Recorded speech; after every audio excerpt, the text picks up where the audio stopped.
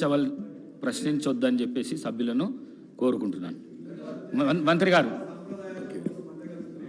Speaker sir, ముందుగా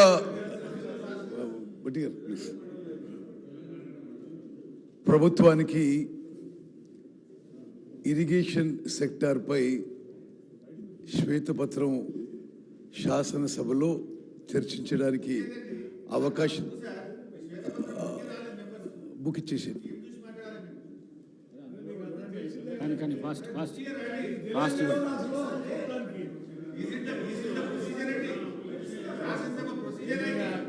సరే speaker గారు, మీకు ధన్యవాదాలు తెలియజేస్తూ, అదేవిధంగా గ్రేటర్ క్లారిటీ కోసం మీరు పవర్ పాయింట్ ప్రజెంటేషన్కి అనుమతి ఇచ్చినందుకు కూడా నేను మీకు ప్రత్యేకంగా ధన్యవాదాలు తెలియజేస్తూ,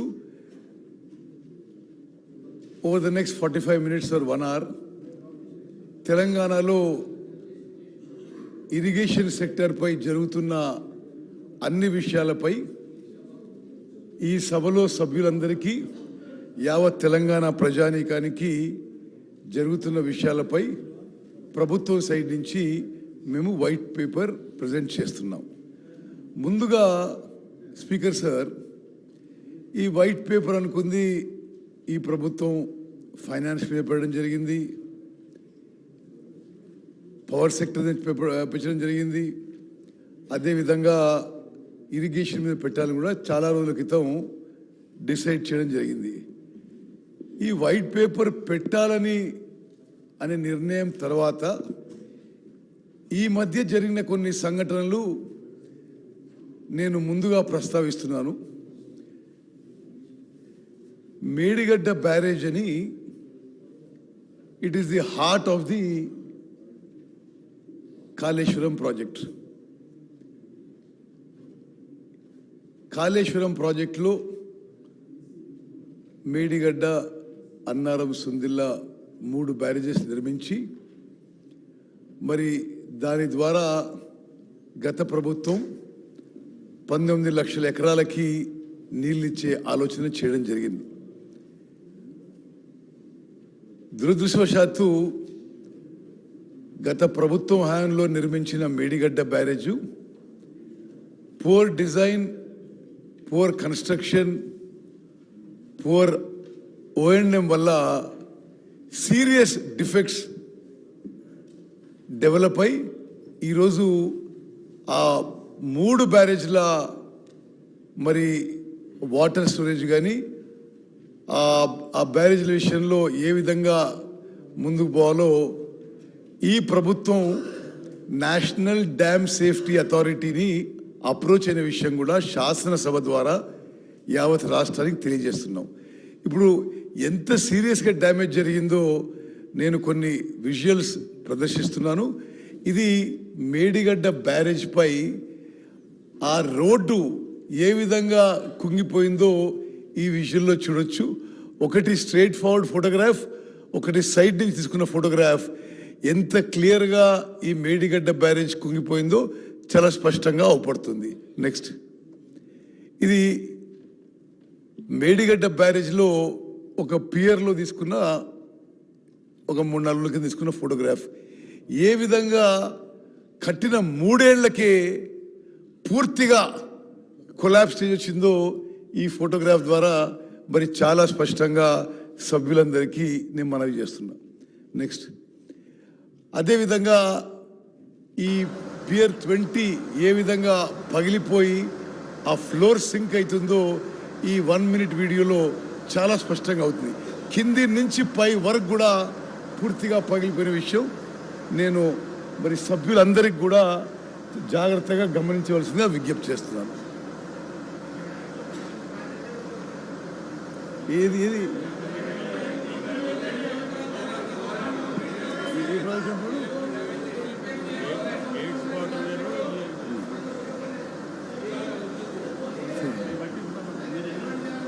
ఓకే, సరే.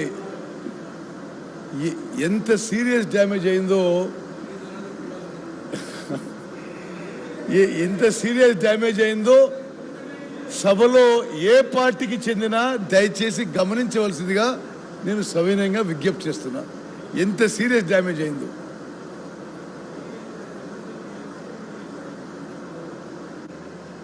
చూడండి, అది ఎంత సీరియస్గా 100 ఏళ్ళు ఉండాల్సిన ఈ బ్యారేజు 3 ఏళ్లలో ఎట్లా కుప్పకూలిపోతుందో దయచేసి గమనించవలసిందిగా నేను విజ్ఞప్తి చేస్తున్నాను.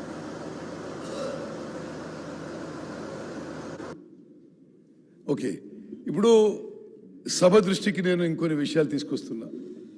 ఒక పెద్ద మనిషి ఏమంటాడు, మాకు అప్పచెప్పండి మేము రిపేర్ చేస్తామంటారు. అసలు మీరు కట్టిందే ఫాల్టీ డిజైను, మీరు కట్టిందే ఫాల్టీ డిజైను, ఇక మీరు అడగడానికి ఇది ఏ అర్హత ఉందని చెప్పి నేను. అదేవిధంగా ఇంకో పెద్ద మనిషి ఇట్లా చేయాలి అట్లా చేయాలని ఉచిత సలహాలు ఇస్తుండు.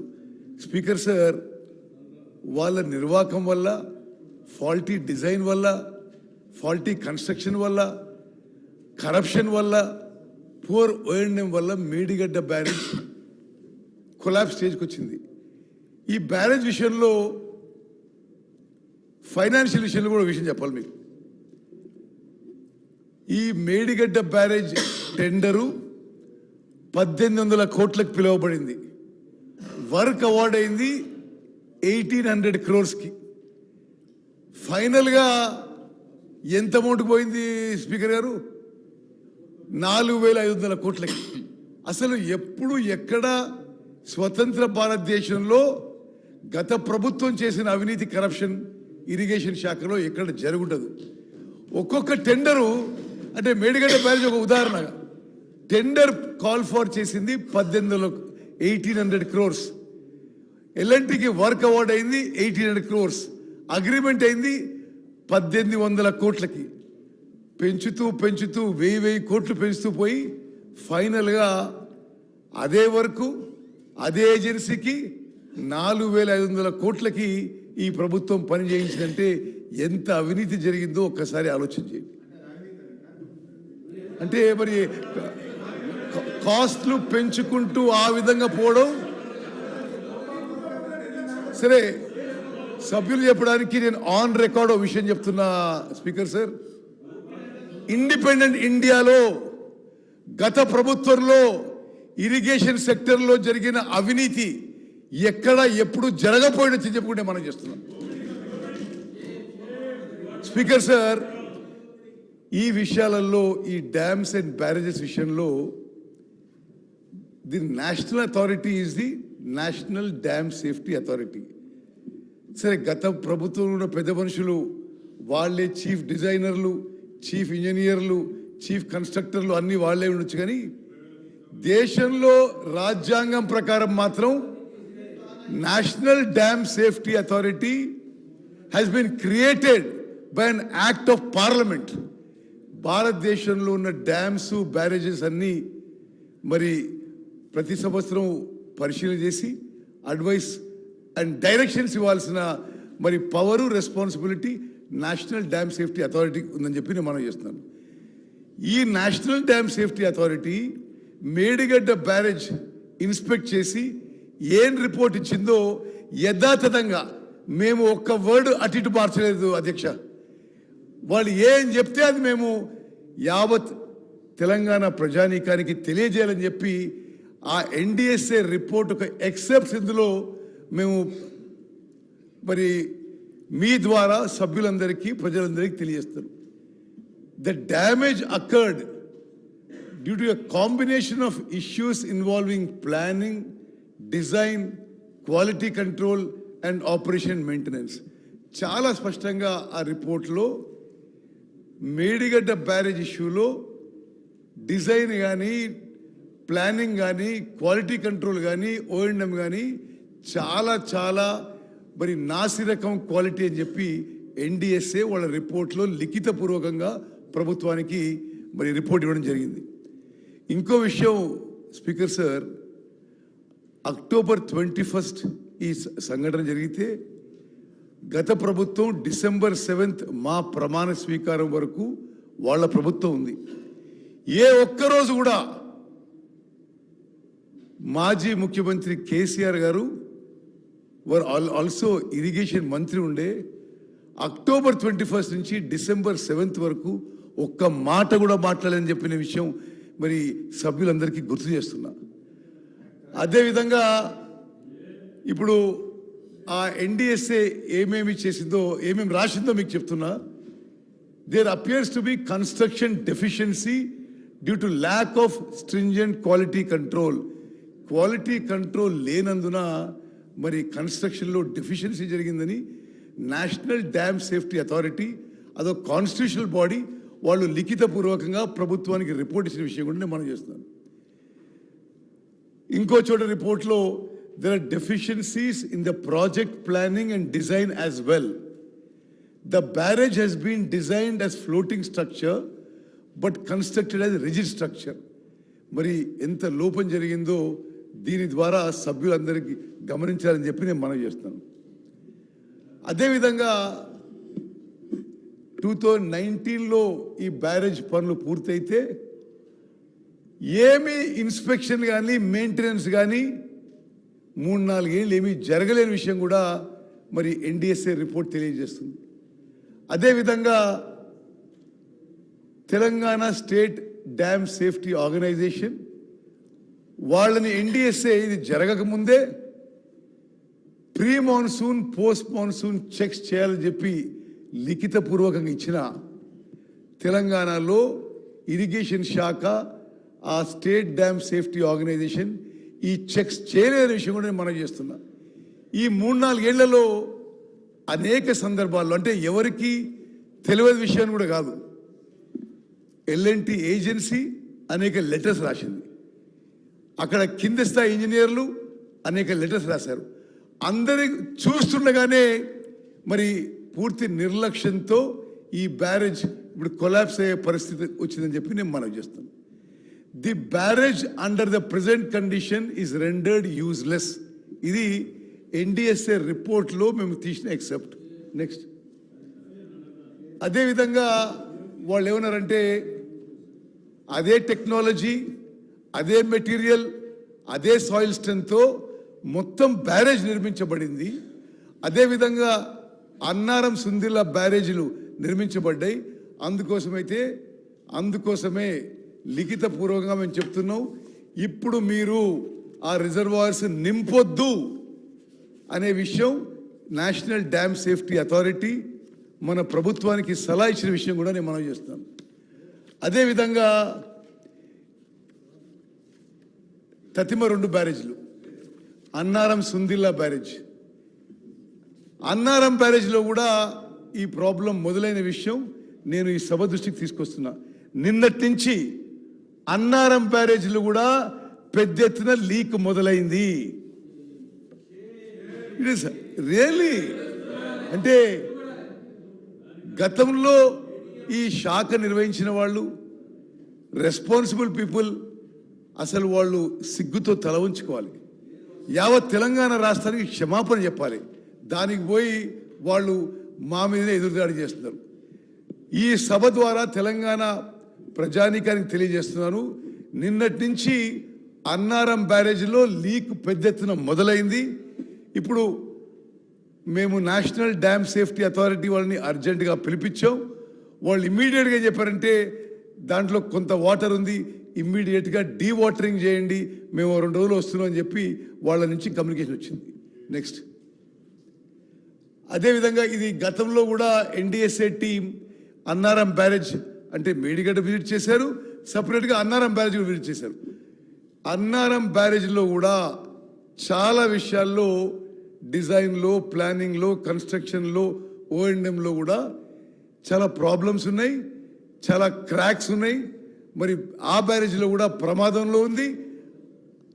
అన్నారం బ్యారేజ్ కూడా ఏ విధంగా అయితే మేడిగడ్డ బ్యారేజ్ కుంగిపోయిందో, కొలాప్స్ అయ్యే పరిస్థితి వచ్చిందో, అన్నారం బ్యారేజ్లో కూడా ఆ ప్రమాదం ఉంది అని ఎన్డిఎస్ఏ రిపోర్ట్ మాకు ఇవ్వడం జరిగింది. నెక్స్ట్, అదేవిధంగా అధ్యక్ష, మేము ఇమ్మీడియట్ మెజర్గా ఈ ప్రభుత్వం రాగానే ఈ బ్యారేజెస్ విషయంలో vigilance and enforcement enquiry order చేశాం. విజిలెన్స్ అండ్ ఎంక్వైరీకి డిపార్ట్మెంట్కి కొంతమంది చీఫ్ ఇంజనీర్స్ అటాచ్ చేసి వాళ్ళు కూడా మరి రిపోర్ట్ ఇవ్వడం జరిగింది. స్పష్టంగా విజిలెన్స్ అండ్ ఎన్ఫోర్స్మెంట్ డిపార్ట్మెంట్ కూడా వాళ్ళు చేసిన రిపోర్ట్లు ఎంక్వైరీలో మరి తేలిన విషయాలు ఏంటంటే the department irrigation department has not carried out the work as per the specified sequential manner. అదేవిధంగా చాలా డీవియేషన్ అప్రూవల్స్ ఇష్యూ చేశారు, ఆ ఇన్స్పెక్షన్ నోట్స్ ఏవీ లేవని చెప్పి. అదేవిధంగా ఈ బ్యారేజు ఆనాటి ముఖ్యమంత్రి గారు జూన్ 19వ తారీఖు 2019న ఇనాగ్రేట్ చేస్తే ఆ తర్వాత 4 ఏళ్ల పాటు నో ఆపరేషన్ అండ్ మెయింటెనెన్స్ జరిగిందని విజిలెన్స్ రిపోర్ట్లో ఉంది. నెక్స్ట్, అదేవిధంగా రకరకాల విషయంలో మరి ఈ బ్యారేజెస్ విషయంలో చాలా లోపాలు జరిగాయి, నిర్లక్ష్యం జరిగింది, దాని వల్లనే ఈ డ్యామేజ్ జరిగిందని ఆ విజిలెన్స్ రిపోర్ట్లో కూడా ఉంది. అదేవిధంగా అప్పుడున్న ఇంజనీరింగ్ చీఫ్ మరి ఆ డిఫెక్ట్ లయబిలిటీ పీరియడ్లోనే బ్యాంక్ గ్యారంటీస్ ఆ ఏజెన్సీకి విడుదల చేశాడు. మేము చర్యలు తీసుకొని ఆ ఇంజనీరింగ్ చీఫ్ రామగుండంని సర్వీస్ నుంచి టర్మినేట్ చేశాం. నెక్స్ట్, అధ్యక్ష, స్పీకర్ సార్, అదేవిధంగా మనం ఈ మేడిగడ్డ బ్యారేజు కాళేశ్వరం ప్రాజెక్ట్ గురించి మాట్లాడుతున్నాం కాబట్టి మీకు తెలుసు, నిన్నగాక మొన్న సిఏజీ రిపోర్ట్ శాసనసభలో టేబుల్ చేయడం జరిగింది. Controller and auditor general of India is one of the highest constitutional bodies of India. వాళ్ళు సుదీర్ఘంగా కాళేశ్వరం ప్రాజెక్ట్ పరిశీలన చేశారు. అసలు యావత్ రాష్ట్రం, యావత్ దేశం అవాక్కయ్యే విషయాలు, షాక్ అయ్యే విషయాలు ఈ కాళేశ్వరం ప్రాజెక్ట్ విషయంలో సిఏజీ రిపోర్ట్ ఇవ్వడం జరిగింది. CAG report has a great sanctity. తప్పనిసరిగా మా ప్రభుత్వం ఆ విజిలెన్స్ రిపోర్ట్పై, ఎన్డిఎస్ఏ రిపోర్ట్పై, సిఏజీ రిపోర్ట్పై కఠినంగా చర్యలు తీసుకుంటామని చెప్పి కూడా మేము ఈ సభకు హామీ ఇస్తున్నాం. ఒక్కసారి అధ్యక్ష, సభ్యులందరూ ఆలోచన చేయాలి. అంతకుముందున్న కాంగ్రెస్ ప్రభుత్వం తుమ్మడిఎట్టి దగ్గర doctor BR Ambedkar Pranahita Chevella project 38,500 కోట్లతో డిజైన్ చేసి 16,40,000 ఎకరాలకి కొత్త ఆయకట్టుకి నీళ్ళు అందించే ప్రపోజల్ తయారు చేయడం జరిగింది. 38,500 crores. వీరి ప్రభుత్వం వచ్చి గతంలో జరిగిన విషయాలని మరి పక్కన పెట్టి కొన్ని వేల కోట్ల పనులని ఇగ్నోర్ చేసి అదే ప్రాజెక్ట్ని కాస్ట్ని 38,500 కోట్ల నుంచి 81,000 కోట్లకి పెంచింది. వాళ్ళ ప్రాజెక్ట్ రిపోర్టు 81,911 రూపాయలకి సెంట్రల్ వాటర్ కమిషన్ మరి డిపిఆర్ అప్రూవ్ చేయడం జరిగింది. 81,000 crores సిడబ్ల్యూసి అప్రూవ్ చేస్తే ఈ రోజు వరకు అసలు ఇంకా చాలా పనులు మిగిలిన్నాయి. ఇంకా 50,000 కోట్ల పనులు మిగిలిండి 94,000 కోట్లు ఆల్రెడీ ఖర్చు అయిపోయి మరి ఆ ప్రాజెక్టు అసలు పూర్తి కావడానికి ఇంకా చాలా టైం పట్టేటట్టుంది. సిఏజీ అబ్జర్వేషన్ ప్రకారం 81,000 crores సిడబ్ల్యూసి అప్రూవ్ చేస్తే ఇప్పుడు ప్రాజెక్ట్ కాస్టు ప్రస్తుతం వాళ్ళకున్న అంచనాలు ఇది 2022లో సిఏజీ ఎగ్జామిన్ చేసింది.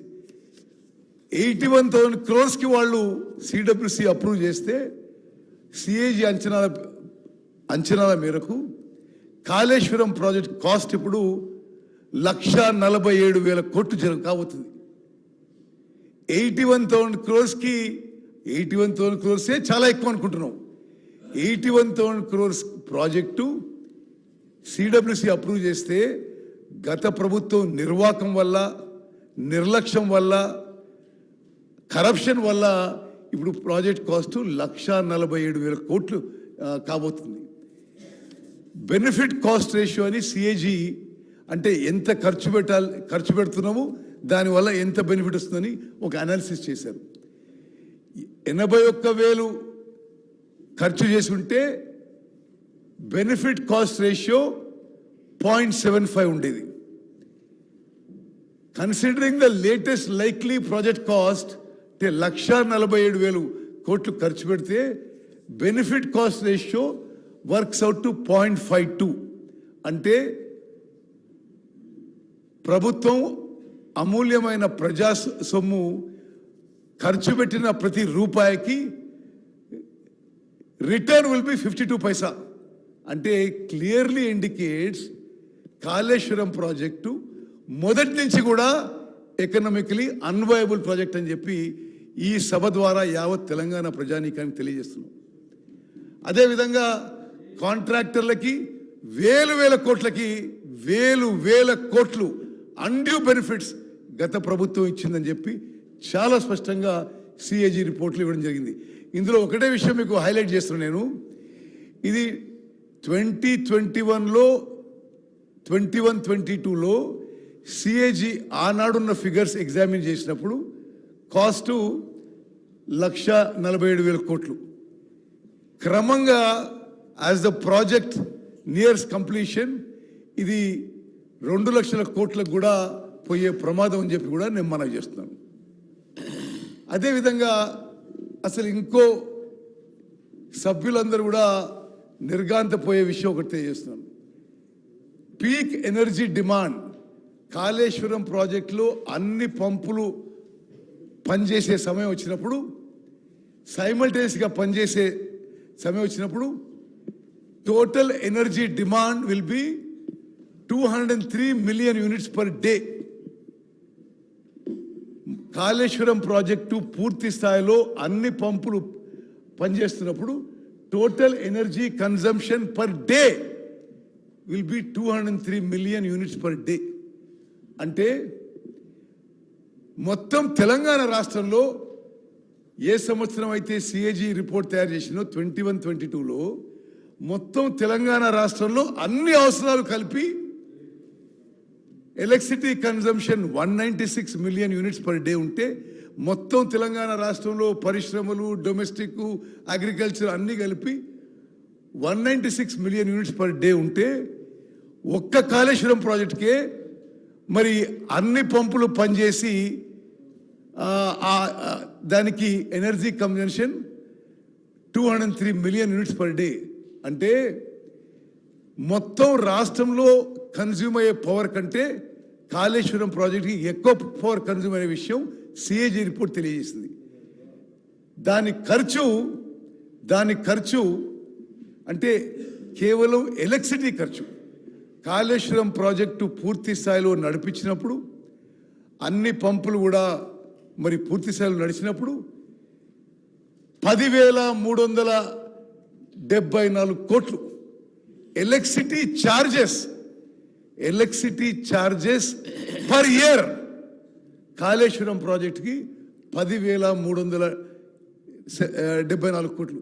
ఇవి ఈ ఫిగర్స్ మేము సృష్టించలేదు అధ్యక్ష.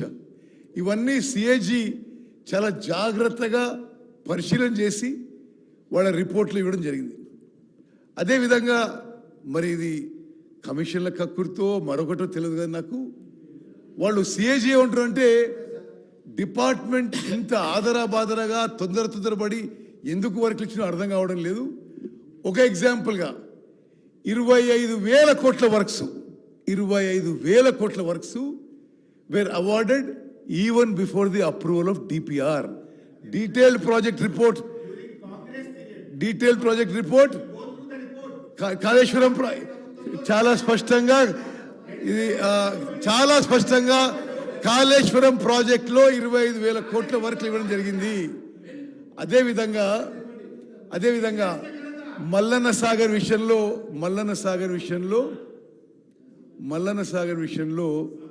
వీళ్ళు చాలా విషయాలు చాలా గొప్పగా చెప్పుకున్నారు.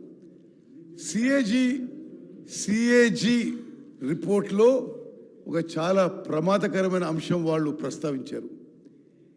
Mallanna Sagar is the largest reservoir in the project.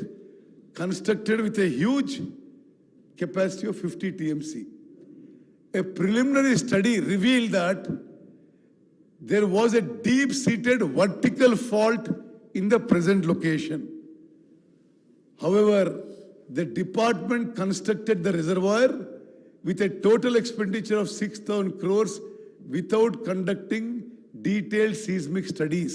అంటే చిన్నపాటి అంటే మేజర్ అర్త్క్వేక్ కాదు, చిన్నపాటి ఏమన్నా అర్త్క్వేక్ లైక్ సీస్మిక్ డిస్టర్బెన్స్ వస్తే ఈ మల్లన్న సాగర్ ప్రమాదంలో ఉంది, దాని కిందున్న జనమంతా ప్రమాదంలో ఉంటారని చెప్పి ఇది సిఏజీ వాళ్ళ రిపోర్ట్లో పేర్కొన్న విషయం మీకు మనవి చేస్తాను. నెక్స్ట్ అధ్యక్ష, ఇదిగో నేను ఇంట్రడక్షన్గా ఇచ్చి ఇప్పుడు వైట్ పేపర్ విషయంలో నేను మీకు ప్రజెంట్ చేస్తున్నాను. తెలంగాణకి ఇరువైపులా 2 మహత్తరమైన నదులు ప్రవహిస్తున్నాయి. కృష్ణా గోదావరి 2 నదుల మధ్య ఉన్న భూభాగం 100 మీటర్ల నుంచి 600 మీటర్ల ఎత్తున విస్తరించిన మెట్ట ప్రాంతం మనది. తెలంగాణ రాష్ట్ర భౌగోళిక విస్తీర్ణం 276 లక్షల ఎకరాలు. ఇందులో సాగు భూమి 167 లక్షల ఎకరాలు. తెలంగాణ రాష్ట్రం దాదాపు 3,80 లక్షల జనాభాతో 12వ అతిపెద్ద రాష్ట్రంగా ఉంది. గ్రామీణ జనాభాలో 62% కంటే ఎక్కువ మంది కార్మికులు నేరుగా వ్యవసాయ రంగంలో నిమగ్నమై ఉన్నారు. తెలంగాణ రాష్ట్ర స్థూల దేశీయోత్పత్తిలో జిఎస్డిపిలో వ్యవసాయం సుమారు 20% వాటాను అందిస్తుంది. మెట్ట ప్రాంతం యొక్క ఆర్థిక వ్యవసాయ శ్రేయస్సును నిర్ధారించడానికి నీటిపారుదల విస్తరణ మరియు నీటిని అందించడమే ఒక మార్గం. రాష్ట్ర నీటిపారుదల వ్యవస్థను మెరుగుపరచడానికి చారిత్రక కాలం నుండి నిరంతర ప్రయత్నాలు జరిగాయి. కాకతీయుల కాలంలో నిర్మించిన గొలుసుకట్టు చెరువులు మరియు రామప్ప, గణపురం, పాకాల, లక్నవరం జలాశయాల నుంచి ఆయకట్టుకు నీరందించాయి. ఆ తర్వాత నిజాం ప్రభుత్వం నిర్మించిన నీటిపారుదల ప్రాజెక్టులు రైతులని ఆదుకున్నాయి. 1920 నాటికి నిజాం కాలంలోనే మన ప్రాంతంలో మెదక్ జిల్లాలో పోచారం, నల్గొండ జిల్లాలో డిండి, ఖమ్మం జిల్లాలో పాలేరు వైరా ప్రాజెక్టులు, కరీంనగర్లో ఎగోమానేర్ ప్రాజెక్టు, ఆదిలాబాద్లో సదర్మట్ ప్రాజెక్టు, అదేవిధంగా ఫతేనహర్ మరియు మహబూబ్ నహర్ ప్రాజెక్టులు నిర్మించారు. నిజామాబాద్ జిల్లాలో నిజాం సాగర్, ఆదిలాబాద్ జిల్లాలో కడెం ప్రాజెక్టు, మహబూబ్నగర్ జిల్లాలో సరళ సాగర్ ప్రాజెక్టు అప్పటి గొప్ప ఇంజనీర్ నవాబ్ అలీ నవాజ్ జంగ్ మార్గదర్శకత్వంలో నిజాం ప్రభుత్వం నిర్మించింది. హైదరాబాద్లో తాగునీటి అవసరాలకు వరదలు నియంత్రించేందుకు మూసీపై హిమాయత్ సాగర్ మరియు ఉస్మాన్ సాగర్ ట్యాంకులు నిర్మించారు. నిజాం కాలంలో నిర్మించిన సదర్మట్, గన్పూర్ ఆనకట్లు 100 ఏళ్లు దాటినా పటిష్టంగా ఉండి ఇప్పటికీ ఆయకట్టుకు నీళ్ళు ఇస్తున్నాయి. సదర్మట్ ఆనకట్కు ప్రపంచ వారసత్వ సంపదగా గుర్తింపు దక్కింది, world heritage day. Nizam Sagar project నిర్మించి 100 ఏళ్లు చేరుతుంది దగ్గర. ఆ ప్రాజెక్టు ఇప్పటికీ పటిష్టంగా ఉంది. హైదరాబాద్ తాగునీటి కోసం నిర్మించిన జంట జలాశయాలు ఉస్మాన్ సాగర్, హిమాయత్ సాగర్ ప్రజల దాహం తీర్చడమే కాదు, పర్యాటక కేంద్రాలుగా విలసిల్లుతున్నాయి. నిజాం జమానాలోని అప్పర్ మానేర్ ఇప్పటికీ పటిష్టంగా ఉంది. దేశానికి స్వాతంత్రం వచ్చిన తర్వాత నిర్మించిన నాగార్జున సాగర్, శ్రీరామ్ సాగర్ ప్రాజెక్టులే ఇప్పటికీ తెలంగాణలో సాగునీటి వరప్రదాయినిగా ఎక్కువ ఆయకట్టుకు నీళ్ళిస్తున్నాయి. ఆనాటి ప్రభుత్వం నిర్మించిన శ్రీశైలం ప్రాజెక్టు తెలంగాణ కరెంట్ అవసరాలు తీర్చడంతో పాటు నాగార్జున సాగర్, ఎస్ఎల్బిసి, కల్వకుట్ లిఫ్ట్ స్కీమ్కి నీళ్ళు అందిస్తున్నాయి. నీళ్లు, నిధులు, నియామకాలు విషయంలో ఉమ్మడి రాష్ట్రంలో జరిగిన అన్యాయాన్ని ఎదిరించేందుకు తెలంగాణ ఉద్యమం మొదలైంది. ఏళ్లకేళ్లుగా పోరాడి తెలంగాణ ప్రత్యేక రాష్ట్రం సాధించుకున్న ఘనత పోరాటంలో అమరులైన ఎందరో వీరులది, వారి కుటుంబాలది, మన సకల జనులది, సబ్బండ వర్గాలది. తెలంగాణ రాష్ట్రం ఏర్పాటుతో అటు కృష్ణా ఇటు గోదావరి సాగునీటి గలగలలతో మన పంట పొలాల్ని సస్యశ్యామలం అవుతామనుకున్న ప్రజల ఆశలు ఆకాంక్షలు ఇప్పటికీ అనుకున్న లక్ష్యాన్ని అందుకోలేదనే చెప్పుకోవాలి. గత ప్రభుత్వ 10 ఏళ్ల పాలనలో నీళ్ల దోపిడీ ఆగకపోగా 4 ఇంతలైంది. అప్పుడు నీళ్లపై పోరాటం చేసిన ఉద్యమ పార్టీ అధికారంలో వచ్చిన తర్వాత ప్రాజెక్టుల విషయంలో ఒంటెత్తు పోకడలను అనుసరించింది. ఇంజనీర్లు, నిపుణుల సలహాలు సూచనలు పట్టించుకోకుండా సొంత ఇంజనీరింగ్ ఆలోచనలతో నీటిపారుదల ప్రాజెక్టుల రీడిజైన్ పేరుతో తెలంగాణకి అన్యాయం చేసింది. కృష్ణా నదీ జలాల్లో తెలంగాణకు న్యాయబద్ధంగా రావాల్సిన వాటాలను సాధించటంలో గత ప్రభుత్వం విఫలమైంది. పరివాహక ప్రాంతానికి అనుగుణంగా నీళ్ల వాటాలకు పట్టుబట్టకుండా ఏపీకి 512 టీఎంసీలు ఇచ్చి తెలంగాణకు 299 టీఎంసీలకే అంగీకరించింది. ఫలితంగా దక్షిణ తెలంగాణలోని ఉమ్మడి మహబూబ్ నగర్, ఉమ్మడి నల్గొండ, ఉమ్మడి ఖమ్మం, రంగారెడ్డి జిల్లాల రైతులకి అన్యాయం చేసింది.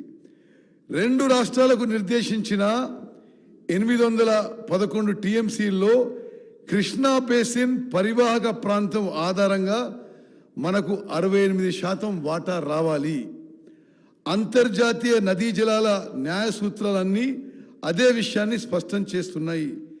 దీని ప్రకారం న్యాయబద్ధంగా తెలంగాణకు దక్కాల్సిన 555 టీఎంసీలు తెచ్చుకోవాలనే సోయి గత ప్రభుత్వానికి లేకుండా పోయింది. అటు కృష్ణా గోదావరి బోర్డుల ఏర్పాటు గెజెట్ నోటిఫికేషన్ను గత ప్రభుత్వం అంగీకరించింది. కృష్ణాపై ఉన్న శ్రీశైలం, నాగార్జున సాగర్ ఉమ్మడి ప్రాజెక్టుల నిర్వహణను కేంద్రానికి అప్పగించేందుకు సూచనాప్రాయంగా అంగీకారం తెలియజేసింది. 2014 జూన్ 2న రాష్ట్రం ఏర్పడినప్పటి నుంచి అధికారం నుంచి దిగిపోయే చివరి రోజు వరకు, అంటే 2023 డిసెంబర్ 7వ తేదీ వరకు వివిధ సందర్భాల్లో జరిగిన బోర్డ్ మీటింగ్ మినిట్స్లో అధికారులు రాసిన లెటర్లన్నీ అందుకు సాక్ష్యాలుగా ఉన్నాయి. ఇటు గోదావరి జలాలను ఎత్తిపోసేందుకు ప్రపంచంలోనే అద్భుతమైన ప్రాజెక్టులు కడుతున్నట్టు 1,47,000 కోట్లతో చేపట్టిన కాళేశ్వరం ప్రాజెక్టులో అత్యంత కీలకమైన మేడిగడ్డ బ్యారేజ్ 3 ఏళ్లకే కుంగిపోయింది. నిట్ట నిలువున పియర్లకు ఇప్పటికే పెద్ద పెద్ద పగుళ్లు వచ్చాయి. ఎగున ఉన్న అన్నారం, సుందిల్ల బ్యారేజీలకు బొంగలు పడ్డాయి. ఆ 2 బ్యారేజీలు కూడా ఇలాగే కుంగిపోయే ప్రమాదం ఉందని నేషనల్ డ్యామ్ సేఫ్టీ అథారిటీ హెచ్చరించింది. వీటిలో నీటిని నిల్వ చేస్తే మరింత ప్రమాదం అని సూచించింది. అందుకే గత ప్రభుత్వమే ఎన్నికల ముందు ఆ బ్యారేజీల నుంచి నీళ్లు తీసేసిన విషయం ఈ సభకు నేను గుర్తు చేస్తున్నా. ఇప్పుడేంది, వాళ్లే అప్పుడు నీళ్లు తీసేసి మొన్న ఏమంటారు, అరే నేనుంటే నీళ్ళు నింపేవాళ్ళంటారు వాళ్ళు. అటు కృష్ణా జలాల నిర్వాహకం, ఇటు గోదావరి మీద నిర్మించిన లిఫ్ట్లు, బ్యారేజీలు, పంప్ హౌజ్ల విధ్వంసంతో తెలంగాణ సాగునీటి పారుదల వ్యవస్థ చిన్నాభిన్నమైంది. నీటి ప్రాజెక్టుల పేరిట 1.81 లక్షల కోట్లు 1.81 lakh crores ఖర్చు పెట్టడంతో రాష్ట్ర ఆర్థిక వ్యవస్థకు శరాఘాతం తగిలింది. 2014 నుంచి 2023 వరకు నీటిపారుదల రంగానికి కేటాయించిన బడ్జెట్, ప్రాజెక్టుల పేరిట ఏర్పాటు చేసిన కార్పొరేషన్ల ద్వారా తెచ్చిన రుణాలతో కలిసి అప్పులు, వడ్డీల భారం పెరిగిపోయింది. రాష్ట్ర ఖజానా మొత్తం అప్పుల భారంతో కుంగిపోయింది. భావి తరాలు మోయలేని విధంగా ప్రాజెక్టులపై గత ప్రభుత్వం చేసిన అప్పులు తీర్చాలంటే వడ్డీతో సహా రాబోయే 10 ఏళ్లలో 1.35 లక్షల కోట్లు అంటే 1.35 lakh crores తిరిగి చెల్లించాల్సిన పరిస్థితి ఉంది. గడిచిన 10 ఏళ్లలో సాగునీటి ప్రాజెక్టులపై ప్రభుత్వం అనుసరించిన విధ్వంసక ధోరణి తెలంగాణను నట్టేటా ముంచింది. గత ప్రభుత్వం అనుసరించిన తప్పుడు విధానాలు, భారీ అప్పులు, అవినీతితో పాటు అడుగడుగునా జరిగిన అవకతవకలను మన రాష్ట్రానికి పూడ్చేంత నష్టం తెచ్చిపెట్టాయి. ఈ శ్వేతపత్రం నీటిపారుదల రంగం ఎదుర్కొంటున్న వివిధ సమస్యలు మరియు సవాళ్ళ గురించి సమగ్రమైన సమాచారాన్ని అందించడం, ఈ లోపాలని అధిగమించడానికి సాధ్యమయ్యే ప్రభుత్వ చర్యలను అన్వేషించడం లక్ష్యంగా పెట్టుకుంది. ఈ శ్వేతపత్రం వివిధ ప్రాజెక్టుల అమలు పురోగతిని, వాటి నీటిపారుదల సామర్థ్యాన్ని తెలియజేస్తుంది. తెలంగాణ రాష్ట్ర ప్రయోజనాన్ని కాపాడటంతో పాటు కృష్ణా గోదావరి జలాలతో వీలైనంత ఎక్కువ ఆయకట్టుకి సాగునీటి అందించే లక్ష్యంతో రైతుల ఆదాయం పెంచే దిశగా నేటి తెలంగాణ ప్రభుత్వం తీసుకునే చర్యలను మేము ప్రస్తావించబోతున్నాము. అధ్యక్ష, ఇరిగేషన్ పొటెన్షియల్ విషయంలో నేను మీకు ఈ స్లైడ్ చాలా స్పష్టంగా తెలియజేస్తుంది. తెలంగాణ ఏర్పాటయ్యే నాటికి 57 లక్షల ఎకరాల ఆయకట్టు ఉంది. లక్షల ఎకరాల ఆయకట్టు ఉంది. అప్పటి వరకు అయిన ఖర్చు, తెలంగాణ రాష్ట్రం ఏర్పాటు అయ్యే వరకు అయిన ఖర్చు ఇరిగేషన్ సెక్టార్పై 54,000 కోట్లు. 54,000 కోట్లకి ఒక్కో ఎకరానికి వచ్చిన ఖర్చు 93,000 రూపాయలు. 2014లో తెలంగాణ రాష్ట్రం ఏర్పడింది, టిఆర్ఎస్ ప్రభుత్వం ఏర్పడింది. ఆ తర్వాత 2014 నుంచి 2023 వరకు 10 సంవత్సరాల్లో ఇరిగేషన్ ప్రాజెక్టులపై ఖర్చు 1.81 లక్ష కోట్లు. గతంలో 54,000 కోట్లతో 57 లక్షల ఎకరాలు ఆయకట్టు వస్తే ఈ 10 ఏళ్లలో 1.81 లక్షల కోట్ల ఖర్చుతో కొత్త ఆయకట్టు వచ్చింది 15 లక్షల ఎకరాలు. అంటే ఈ 10 ఏళ్ళలో వీళ్ళు ఖర్చు పెట్టిన సొమ్ముకి ఒక్కో ఎకరానికి కొత్త ఆయకట్టుకు వచ్చిన ఖర్చు మరి 11 లక్షల రూపాయలు అని చెప్పి నేను మనం చేస్తున్నాను. Sir, I'm not yielding. పూర్తయిన తర్వాత మీరు మాట్లాడండి. గత ప్రభుత్వం 10 ఏళ్లలో అనాలోచితంగా ఖర్చులు చేసింది. నేను మళ్ళీ చెప్తున్నా, 2014 నుంచి 2023 వరకు 1.81 lakh crores వ్యయంతో 17 లక్షల ఎకరాల విస్తీర్ణంలో ఆయకట్టు వచ్చింది. అంటే ఒక్కో ఎకరానికి 11 లక్షలు ఖర్చు పెట్టింది. అంటే గతంతో పోలిస్తే ఒక్కో ఎకరానికి దాదాపు 12 రెట్లు ఎక్కువ ఖర్చు పెట్టడం విస్మయం కలిగిస్తుంది. అదేవిధంగా ప్రస్తుతం కొనసాగుతున్న ప్రాజెక్టులు పూర్తయితే రాష్ట్రం మొత్తం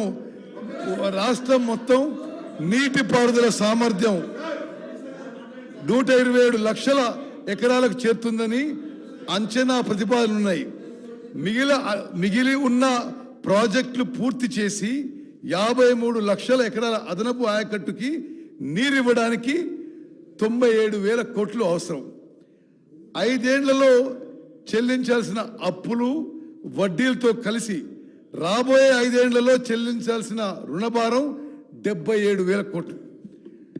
మిగిలినవి కూడా పూర్తి చేయాలంటే మొత్తం ప్రాజెక్టులకు చేయవలసిన వ్యయం 1,75,000 కోట్లు.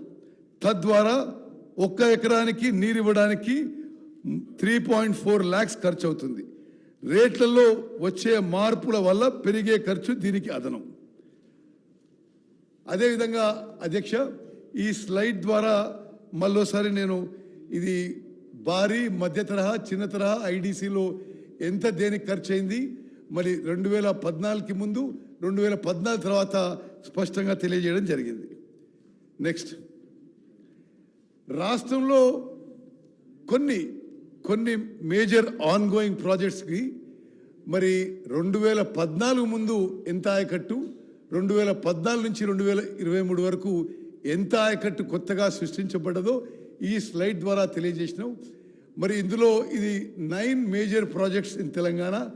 ఇందులో కేవలం కాళేశ్వరం ప్రాజెక్టు ఈ ప్రభుత్వ హయాంలో మొదలైంది.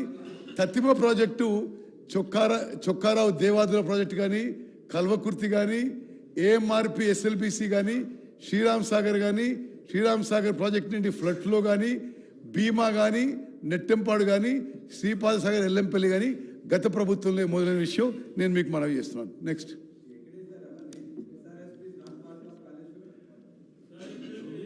మరి కృష్ణా బేసిన్లోని ప్రాజెక్టులు, కృష్ణా నదిపై నిర్మించిన ప్రాజెక్టులో ముఖ్యమైనవి నాగార్జున సాగర్, శ్రీశైలం, ప్రియదర్శిని జూరాల ప్రాజెక్టు, నెట్టెంపాడు, భీమా, కోయిల్ సాగర్, కల్వకుర్తి, ఆర్డిఎస్, పాలమూరు రంగారెడ్డి.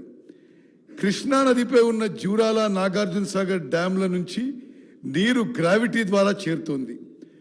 తుంగభద్రపై కట్టిన రాజోలి బండ, మూసీపై ఉన్న మూసీ ప్రాజెక్టు, డిండి పైన కట్టిన డిండి ప్రాజెక్టు నుంచి ప్రవాహ మార్గంగానే పొలాలకు చేరుతుంది. మిగతా ప్రాజెక్టులు లిఫ్టుల ద్వారా ఆధారపడ్డాయి, లిఫ్టుల పైన ఆధారపడ్డాయి. కృష్ణా ప్రాజెక్టుల విషయంలో, కృష్ణా నదీ జలాల విషయంలో తెలంగాణకు ముందు నుంచి అన్యాయమే జరిగింది. గడిచిన 10 ఏళ్లలోనూ ఈ ప్రాజెక్టులను గత ప్రభుత్వం నిర్లక్ష్యం చేసింది. దీంతో దక్షిణ తెలంగాణలోని మహబూబ్ నగర్, రంగారెడ్డి, నల్గొండ, ఖమ్మం జిల్లాలకు తీవ్ర అన్యాయం జరిగింది. కృష్ణా నీళ్లలో తెలంగాణకు అన్యాయం జరిగిందనే ప్రత్యేక రాష్ట్ర ఉద్యమం మొదలైంది.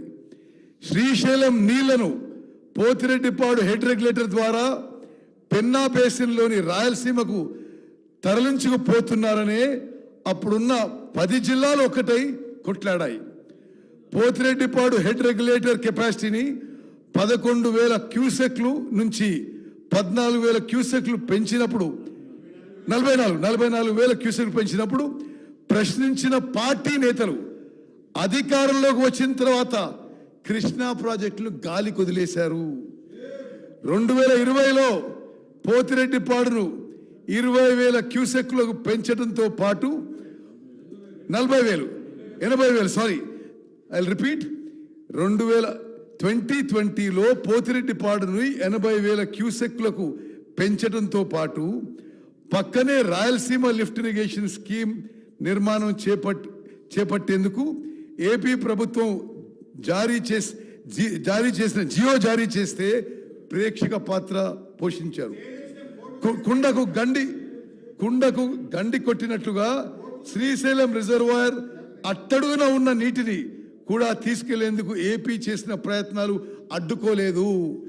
రాయలసీమ లిఫ్ట్ ఇరిగేషన్ స్కీమ్ 797 లెవెల్లో కట్టి మొత్తం శ్రీశైలం ఖాళీ చేయడానికి ఆంధ్రప్రదేశ్ ప్రభుత్వం చర్యలు తీసుకున్నా గత ప్రభుత్వం ఏమీ చేయలేదు. రాయలసీమ లిఫ్ట్ ఇరిగేషన్ ప్రాజెక్టు టెండర్ల ప్రక్రియ పూర్తయ్యే వరకు అప్పటి ప్రభుత్వం కేంద్రానికి ఫిర్యాదు చేయలేదు. అదే సమయంలో జరిగిన అపెక్స్ మీటింగ్లో బిజీ షెడ్యూల్ ఉంది అని కారణం చూపెట్టి రాలేకపోతున్నారంటూ మీటింగు వాయిదా వేయాలని అప్పటి ముఖ్యమంత్రి లేఖ రాయటం గత ప్రభుత్వ వైఖరిని బయటపెట్టింది. మహబూబ్ నగర్ చెందిన రైతు ట్రిబ్యునల్ని ఆశ్రయించి స్టే తెచ్చేంత వరకు అప్పటి ప్రభుత్వం నిద్ర నటించింది. గత ప్రభుత్వ నిర్వాహకంతో కృష్ణా జలాలను ఆంధ్రప్రదేశ్ యథేచ్ఛగా తమ ప్రాంతానికి మళ్లించుకుంటోంది. పోతిరెడ్డిపాడు, సంగమేశ్వరం, ముచ్చుమర్రి నుంచి రోజుకు 9.5 టీఎంసీల నీటిని ఏపీ ఖాళీ చేస్తోంది. జలాశయం నిండక ముందే నీళ్లు తరలించకపోయేలా ఈ ప్రాజెక్టులు కట్టుకుంది. శ్రీశైలం నీళ్లను మళ్లించి రాయలసీమ రత్నాల సీమగా మార్చడానికి ఆనాటి సీఎం ఏపీకి సహకరించడం తెలంగాణ భవిష్యత్తుకు తీరని నష్టం తెచ్చిపెట్టింది. తెలంగాణ రాష్ట్రం ఏర్పడ్డ తర్వాత మొట్టమొదటిగా పునాది రాయి వేసిన Palamuru Rangareddy lift irrigation scheme కింద, అధ్యక్ష ఈ ఫిగర్ మీరు గమనించాలి, తెలంగాణ రాష్ట్రం ఏర్పడిన తర్వాత మొట్టమొదటిగా పునాది రాయి వేసిన Palamuru Rangareddy lift irrigation scheme కింద 27,000 కోట్లు ఖర్చు పెట్టి 27,000 కోట్లు ఖర్చు పెట్టినా ఒక్కెకరం కూడా కొత్త ఆయకట్టు సాగులోకి రాలేదనే విషయం ఈ సభ దృష్టికి తీసుకొస్తున్నారు. 2 టీఎంసీల నీటిని లిఫ్ట్ చేసేందుకు చేపట్టిన ఈ ప్రాజెక్టును అకారణంగా 1 టీఎంసీకి కుదించారు. ఎన్నికల ముందు నార్లాపూర్ పంప్ హౌస్ నుంచి 1 మోటార్ మాత్రమే నడిపించి కొన్ని నీళ్లు పోయించారు. అదేవిధంగా పాలమూరు రంగారెడ్డి ఫౌండేషన్స్ వేసిన తర్వాత మరి డిండి ప్రాజెక్ట్ కూడా ఫౌండేషన్ వేసి డిండి ప్రాజెక్ట్ కూడా పెండింగ్ జాబితాలోనే పడిపోయింది. ఎస్ఎల్బిసి టన్నెల్ పనులు ఇప్పటికీ పూర్తి కాలేదు. తెలంగాణ ఉద్యమంలో ఆర్డిఎస్ నీళ్ల సాధన కోసం పాదయాత్ర చేసిన పార్టీ అధికారంలో ఉన్నప్పుడు ఆర్డిఎస్ ఆధునీకరణను మర్చిపోయింది. దీన్ని సప్లిమెంట్ చేయడానికి తుమ్మిళ్ళ పేరుతో లిఫ్ట్ పెట్టి ఒక్క మోటార్తో నీళ్లు పోయించి ఆర్భాటం చేశారే తప్ప ఆ పనులు పూర్తి చేయలేదు. దీంతో ఆర్డిఎస్ ఆయకట్టు 1 ఎకరం కూడా పెరగలేదు. గత ప్రభుత్వం అనుసరించిన దుర్నీతి కారణంగా ఇప్పుడు శ్రీశైలంపై ఆధారపడ్డ మహబూబ్ నగర్ జిల్లాలోని ప్రాజెక్టుల భవితవ్యం ప్రమాదంలో పడినట్లయింది. ప్రధానంగా నాగార్జున సాగర్లో నీటి నిల్వలు తగ్గిపోతున్నాయి. దీనిపై ఆధారపడ్డ నల్గొండ, ఖమ్మం జిల్లాల ఆయకట్టు రైతులు నష్టపోతున్నారు. అదేవిధంగా అధ్యక్ష, నేను ముందోసారి చెప్తున్నా, మళ్ళోసారి రిపీట్ చేస్తున్నా, ఎందుకంటే ఈ రాష్ట్ర భవిష్యత్తుకి చాలా చాలా కీలక విషయం. కృష్ణా జలాల నీటి వాటాల్లో అన్యాయం. కృష్ణా జిల్లాలో ఉమ్మడి ఆంధ్రప్రదేశ్ కేటాయించిన బచావత్ అవార్డు ఎన్ బ్లాక్ 811 టీఎంసీ ఉంటే మరి గత ప్రభుత్వం పోయి కేంద్రం దగ్గర మాకు 299 టీఎంసీ ఇస్తే చాలు అని చెప్పి వీళ్ళు లిఖితపూర్వకంగా ఒప్పుకొని వచ్చారు.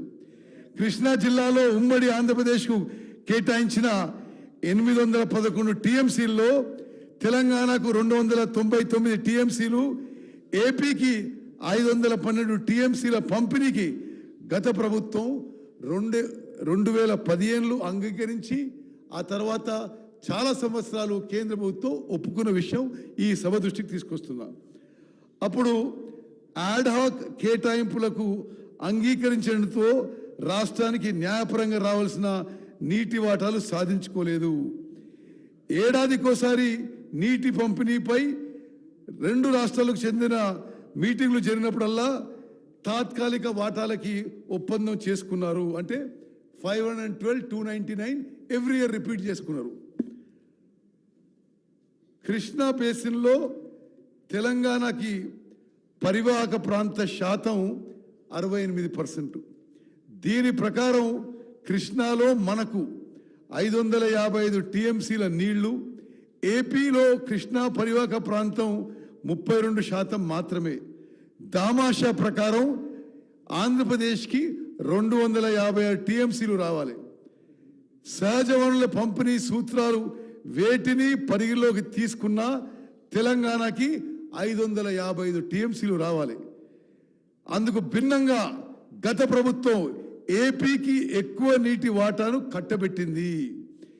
ఇటీవల ప్రాజెక్టుల పరిధికి సంబంధించిన గెజెట్ నోటిఫికేషన్ వెలువడినప్పటి నుంచి 50% నీటి వాటాలు కేటాయించాలనే షరతు విధించింది. అధ్యక్ష, యావత్ తెలంగాణ ప్రజానికని తెలియజేస్తున్నాం. అసలు తెలంగాణకి కృష్ణా నదీ జలాల్లో 68% రావాలి. 2015 నుంచి కొన్ని సంవత్సరాల పాటు మనం 38%కి ఒప్పుకొని 299 టీఎంసీ ఒప్పుకొని కొన్ని సంవత్సరాల తర్వాత 50-50 షేరింగ్కి వీళ్ళు ప్రతిపాదన పెట్టారు. ఏనాడు కూడా 68% మాకు కావాలి, మాకు హక్కు ఉందని చెప్పి గత ప్రభుత్వం కేంద్రం ముందు ఎక్కడ కానీ మరి స్పష్టం చేయలేదు. అదేవిధంగా మరి కొన్ని అంతర్రాష్ట్ర విషయాలు 2015 నుంచి మొదలు పెట్టుకొని నేను ముందు చెప్పినట్టుగా అనేక సంవత్సరాలు ఈ నీటి వాటాలు ఒప్పుకున్నారు. అప్పటి గౌరవ తెలంగాణ ముఖ్యమంత్రి ఆనాడు మొదటి అపెక్స్ కౌన్సిల్ సమావేశంలో ఇద్దరు ముఖ్యమంత్రులు కేంద్ర మంత్రి 21 సెప్టెంబర్ 2016 గతంలో ఉన్న అరేంజ్మెంటు అంటే వాళ్ళకి 512 టీఎంసీలు, మనకి 299 టీఎంసీ గత ముఖ్యమంత్రి 21 సెప్టెంబర్ 2016లో ఒప్పుకున్నారు. మళ్ళీ 2020 అక్టోబర్ 6వ తారీఖున కేంద్ర జలశక్తి మంత్రి అధ్యక్షన జరిగిన రెండో అపెక్స్ కౌన్సిల్ సమావేశంలో అప్పటి తెలంగాణ ముఖ్యమంత్రి పాల్గొన్నారు. అదే మీటింగ్లో కేఆర్ఎంబి జిఆర్ఎంబి అధికార పరిధిని కేంద్ర ప్రభుత్వం నోటిఫై చేస్తుందని నిర్ణయం జరిగింది. 2021 జూలై 15న కేంద్ర ప్రభుత్వం కేఆర్ఎంబి అధికార పరిధిపై గెజెట్ నోటిఫికేషన్ విడుదల చేసింది.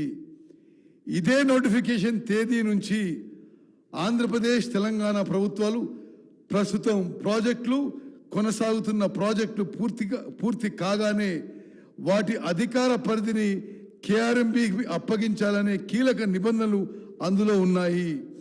కేంద్ర ప్రభుత్వం జారీ చేసిన ఈ నోటిఫికేషన్ను గత ప్రభుత్వం సవాలు చేయలేదు. ఫలితంగా ఈ నోటిఫికేషన్ అమల్లోకి వచ్చింది. దీనికి అనుగుణంగానే కృష్ణా బేసిన్లోని ప్రాజెక్టును అప్పగించేందుకు అప్పటి ప్రభుత్వం మొగ్గు చూపింది.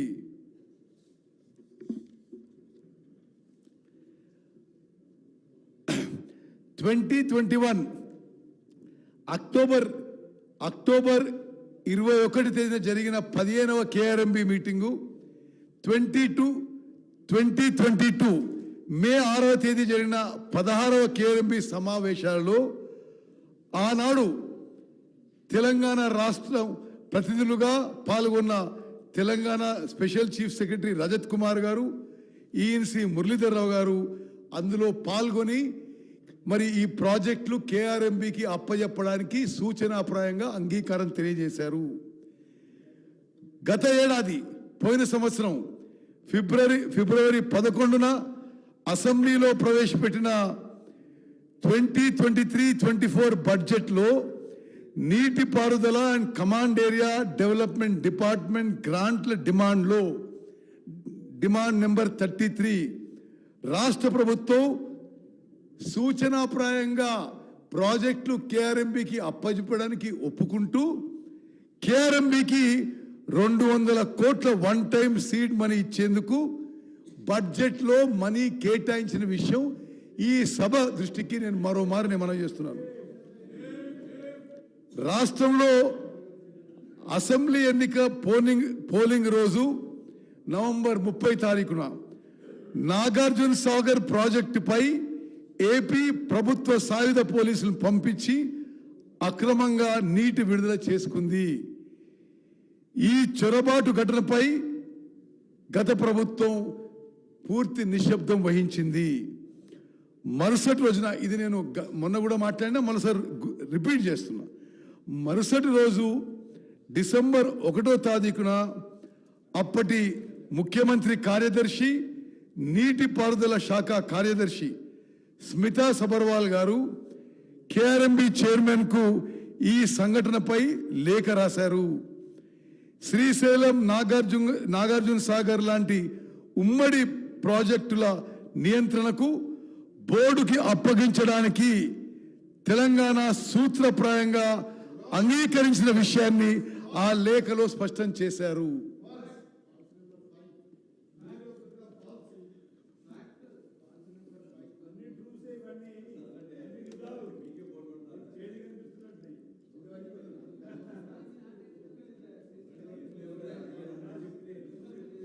గోదావరి బేసిన్లోని ప్రాజెక్టులు.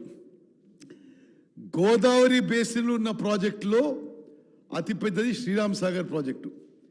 ఇప్పటికీ ఈ ప్రాజెక్టు ద్వారానే ఆదిలాబాద్, నిజామాబాద్, కరీంనగర్, వరంగల్, నల్గొండ జిల్లాల్లో లక్షలాది ఎకరాలకి సాగునీరు అందుతుంది. ఉమ్మడి రాష్ట్రంలో ఎస్ఆర్ఎస్పి దిగువన రామగుండం సమీపంలో నిర్మించిన శ్రీపాద ఎల్లంపల్లి ప్రాజెక్టు మరో అత్యంత కీలకమైన ప్రాజెక్టు. ఎస్ఆర్ఎస్పిలో అంతర్భాగంగా నిర్మించిన lower Maner dam, mid Maner, Yellampalli ప్రాజెక్టులు ఉమ్మడి రాష్ట్రంలోనే పూర్తయ్యాయి.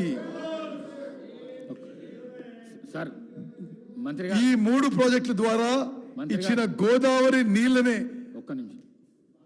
సీనియర్ శాసనసభ్యులు హరీష్ రావు గారు, మీరు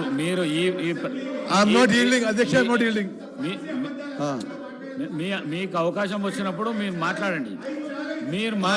మీకు అవకాశం వచ్చినప్పుడు మీరు మాట్లాడండి. స్పీకర్ గారు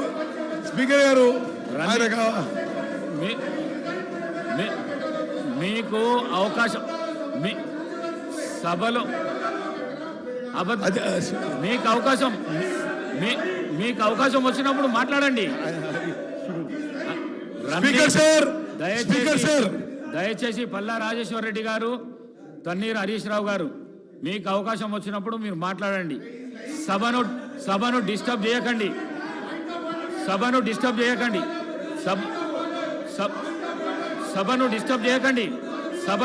చేయకండి. మాట్లాడండి. స్పీకర్ సార్,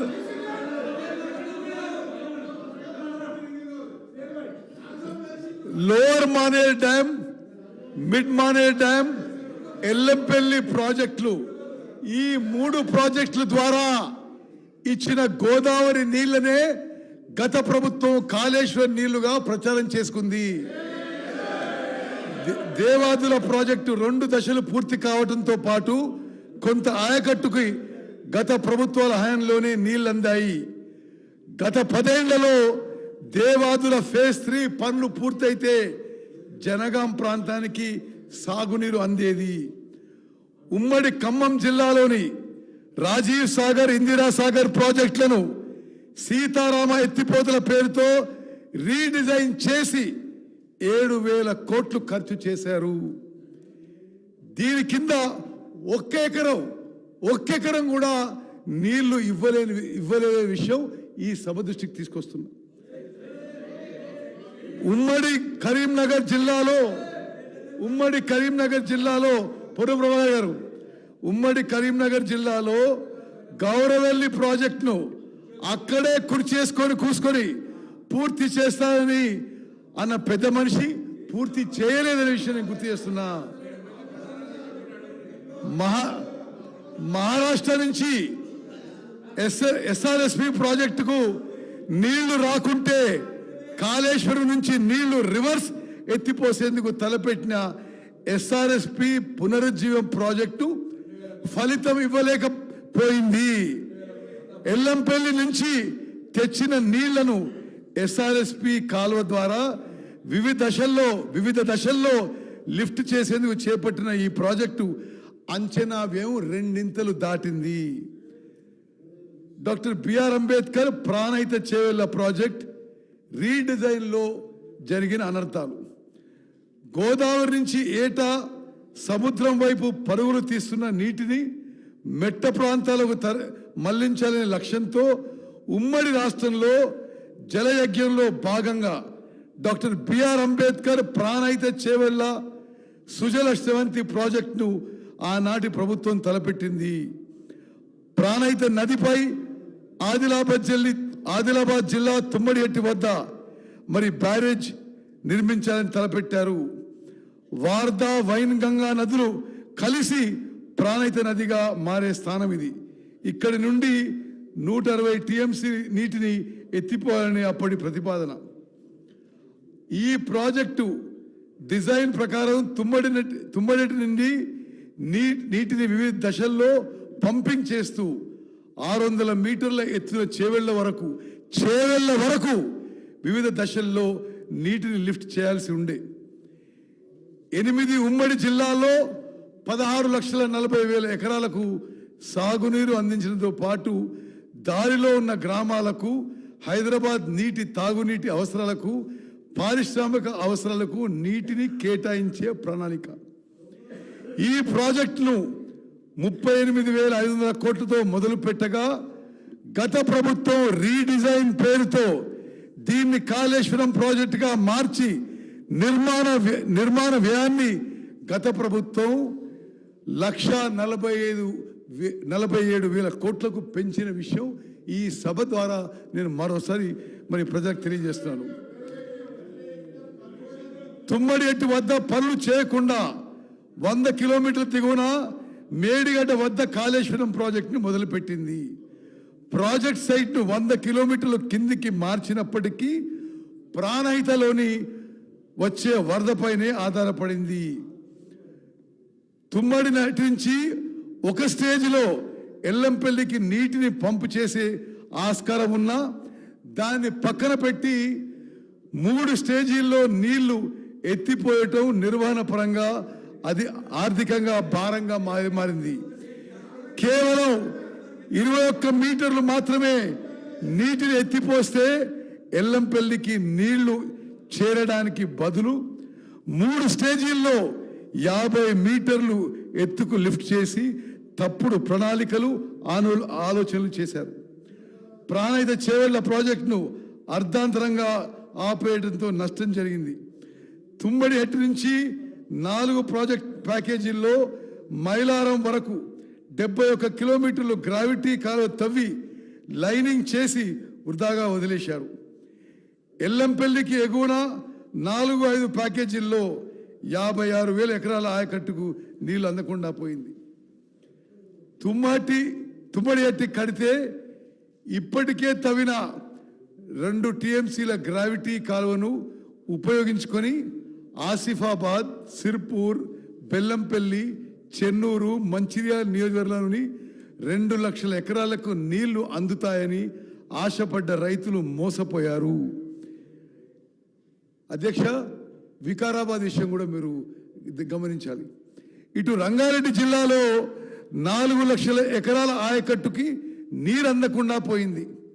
చేవెళ్ళ, తాండూరు, పరిగి, వికారాబాద్ నియోజకవర్గంలోని ఆయకట్టును పాలమూరు రంగారెడ్డి ప్రాజెక్టులో చేర్చారు. కానీ ఆ ప్రాజెక్ట్ని 2 టీఎంసీలకి 2 టీఎంసీల నుండి తగ్గించి 1 టీఎంసీకి కుదించడంతో మొత్తంగా చేవెళ్ల ప్రాంత ఆయకట్టు ప్రమాదంలో పడింది. రీడిజైనింగ్ ఫలితంగా అధ్యక్ష, కరెంటు బిల్లు 10 రెట్లు పెరిగింది.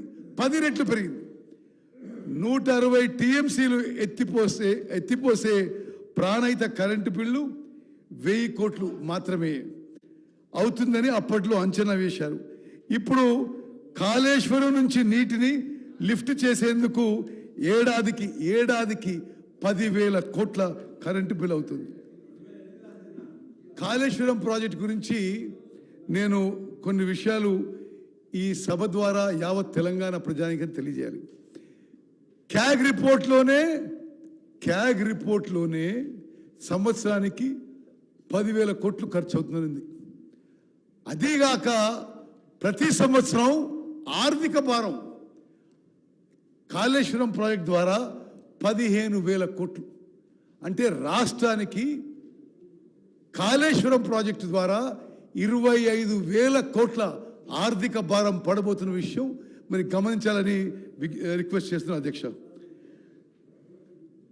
కాళేశ్వరం సమీపంలోని మేడిగడ్డ వద్ద గోదావరి నదిపై బ్యారేజ్ నిర్మించి అక్కడి నుంచి అన్నారం, అక్కడి నుంచి సుందిల్లా 3 చోట్ల 180 టీఎంసీల నీటిని లిఫ్ట్ చేసి శ్రీపాద ఎల్లంపల్లి ప్రాజెక్టుకు నీటిని లిఫ్ట్ చేసి తెలంగాణలోని 7 ఉమ్మడి జిల్లాలకు సాగునీటి అందించేందుకు ఈ భారీ ప్రాజెక్టు చేపట్టారు.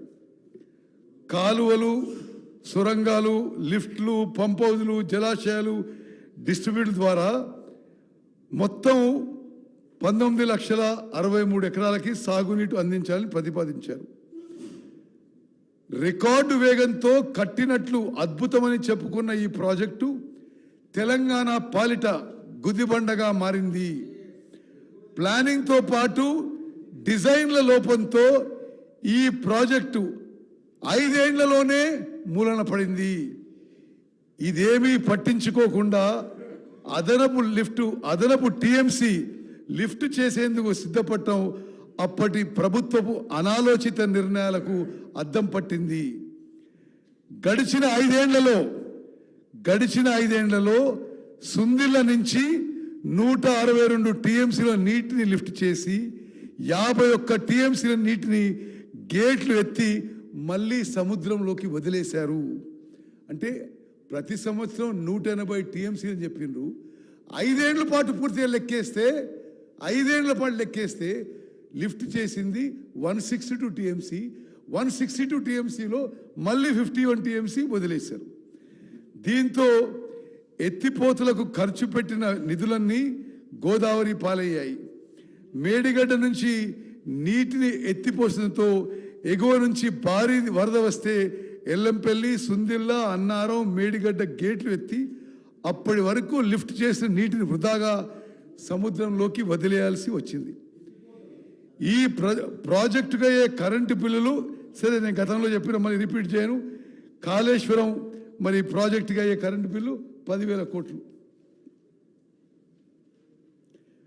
మరి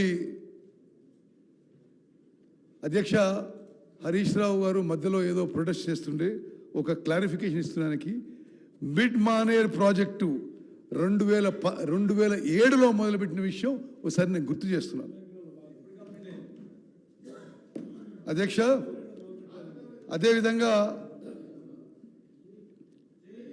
కాళేశ్వరం కట్టినప్పటి నుంచి ఈ ప్రాజెక్టు పోలీసు పహారా ఉండి నిషేధిత ప్రాంతంగానే ఉండిపోయింది. 2022 జూలై 14న గోదావరి వరదల్లో అన్నారం, కన్నెపల్లి పంప్ హౌజులు నీట మునిగాయి. మోటార్లకు రక్షణగా నిర్మించిన ప్రొటెక్షన్ వాల్ కూలిపోయింది. అప్పుడే భారీ నష్టం జరిగింది. కాళేశ్వరం ప్రాజెక్టులో అత్యంత కీలకమైన మేడిగడ్డ బ్యారేజ్ 2023 అక్టోబర్ 21న కుంగిపోయింది. దీంతో ఈ ప్రాజెక్టులోని మిగతా బ్యారేజీల భవితవ్యం ప్రశ్నార్థకంగా మారింది. అధ్యక్ష ఇది మా ఒపీనియన్ కాదు, ఇది నేషనల్ డ్యామ్ సేఫ్టీ అథారిటీ, ఇది మొత్తం జాతీయ స్థాయిలోనే డ్యామ్స్ బ్యారేజ్ మీద ఎక్స్పర్ట్ బాడీ. వాళ్ళు లిఖితపూర్వకంగా ఇచ్చారు. ఈ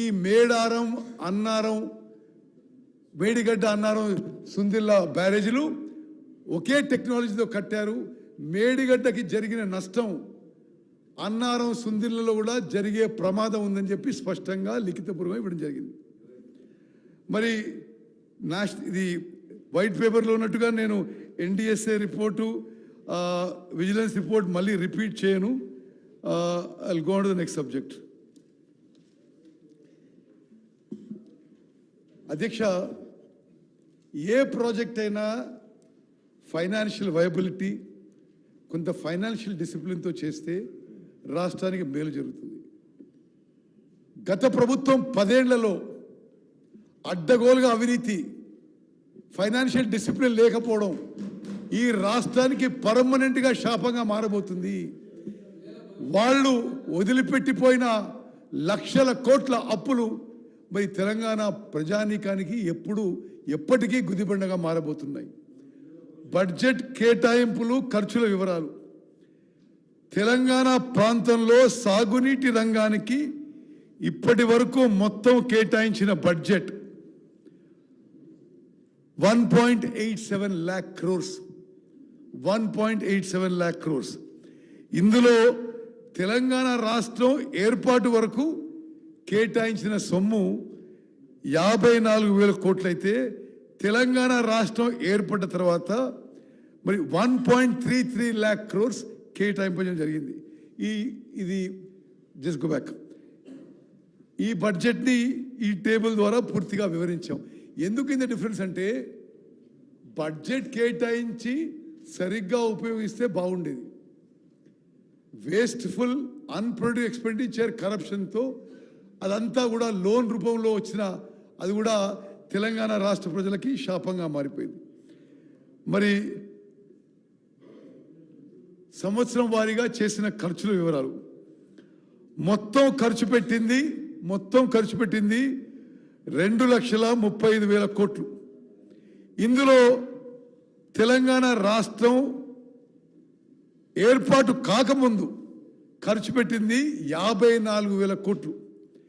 తెలంగాణ ఏర్పడిన తర్వాత అంటే 1 జూన్ 2014 తర్వాత ఖర్చు పెట్టింది 1,81,000 కోట్లు, 1.81 lakh crores. నేను మళ్ళీ రిపీట్ చేస్తాను దీక్ష. రాష్ట్ర ఏర్పాటుకు ముందు చేసిన ఖర్చు 54,000 కోట్లయితే అది కేవలం రాష్ట్ర నిధులు, రాష్ట్ర ఖజానా నుండి మాత్రమే ఖర్చు చేయబడింది. రాష్ట్రం ఏర్పడిన తర్వాత ఖర్చు చేసిన 1.81 lakh crores-లో 84,000 కోట్లు లోన్ ద్వారా, హై కాస్ట్ లోన్ ద్వారా తీసుకొచ్చిన విషయం కూడా నేను మీ ద్వారా యావత్ తెలంగాణ ప్రజానీకానికి తెలియజేస్తున్నాం.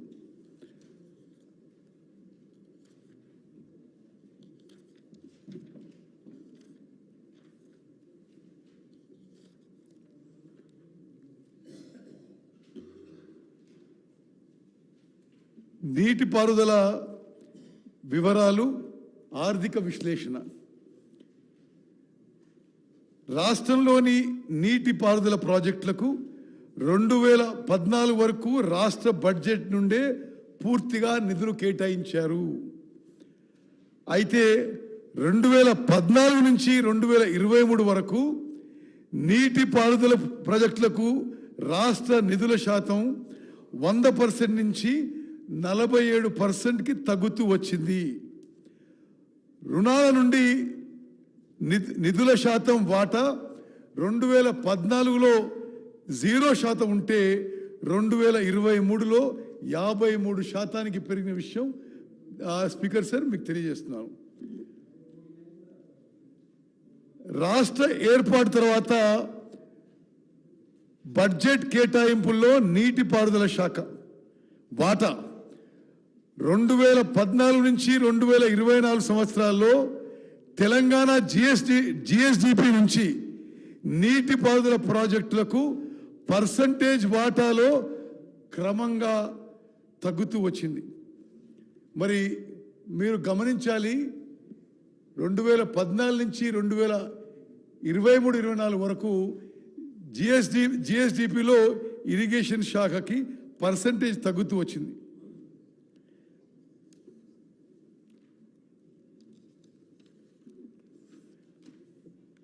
అదేవిధంగా ఈ లోన్ల విషయంలో నేను ప్రత్యేకంగా ఎందుకు ప్రస్తావిస్తున్నానంటే, ఇప్పటి వరకు ఈ ప్రభుత్వం 80 అంటే బడ్జెట్లో కేటాయించింది కాకుండా 84,000 కోట్ల రూపాయల లోన్ తీసుకొచ్చిండు. మరి కాళేశ్వరం ప్రాజెక్టుకి 61,000 కోట్లు, పాలమూరు రంగారెడ్డి ఎత్తిపోయి పథకానికి 7,000 కోట్ల రుణం. ఇది కాళేశ్వరం కార్పొరేషన్ కింద.